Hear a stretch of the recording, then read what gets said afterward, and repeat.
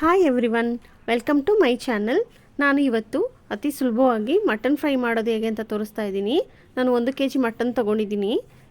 ಅದಕ್ಕೆ 2 ಈರುಳ್ಳಿ, 3 ಟೊಮೆಟೊ, 6 ರಿಂದ 7 ಹಸಿಮೆಣಸಿನ್ಕಾಯಿ, 1 ಸ್ಪೂನ್ ಶುಂಠಿ ಬೆಳ್ಳುಳ್ಳಿ ಪೇಸ್ಟ್, 2 ಪಲಾವ್ ಎಲೆ, 1 ಪಟ್ಟೆ, 2 ಲವಂಗ, ಏಲಕ್ಕಿ, ಹಾಗೆ ಸ್ವಲ್ಪ ಅರ್ಧ ಕಪ್ಪಷ್ಟು ಮೊಸರು ತೊಗೊಂಡಿದ್ದೀನಿ.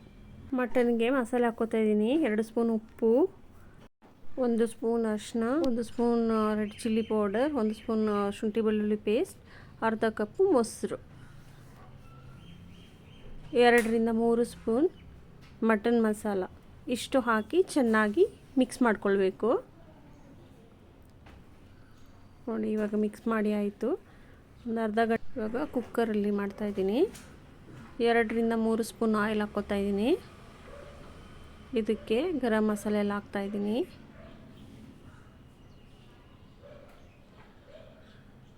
ಇದು ಹಾಕಿ ಚೆನ್ನಾಗಿ ಫ್ರೈ ಮಾಡ್ಕೋಬೇಕು.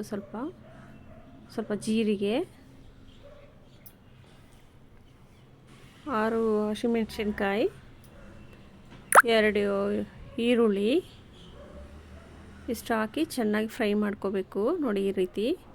ನಂತರ 3 ಟೊಮೆಟೊ, ಸ್ವಲ್ಪ ಉಪ್ಪು ಹಾಕ್ಬಿಟ್ಟು ಚೆನ್ನಾಗಿ ಫ್ರೈ ಮಾಡಬೇಕು. ಎಣ್ಣೆ ಎಲ್ಲ ಬಿಟ್ಕೊಳ್ಳೋ ಅಷ್ಟು ಫ್ರೈ ಮಾಡಿ ಇಟ್ಕೊಳ್ತಾ ಇದ್ದೀನಿ. ನೋಡಿ, ಇವಾಗ ಮಸಾಲೆ ಮಿಕ್ಸ್ ಮಾಡಿರುವ ಮಟನ್ನ ಹಾಕ್ಕೊಳ್ತಾ ಇದ್ದೀನಿ.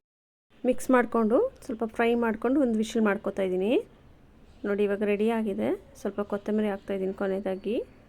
ಇವಾಗ ರೆಡಿ ಆಗಿದೆ. ವಿಡಿಯೋ ಇಷ್ಟ ಆದರೆ ಲೈಕ್ ಮಾಡಿ, ಶೇರ್ ಮಾಡಿ, ಸಬ್ಸ್ಕ್ರೈಬ್ ಮಾಡಿ. Thank you.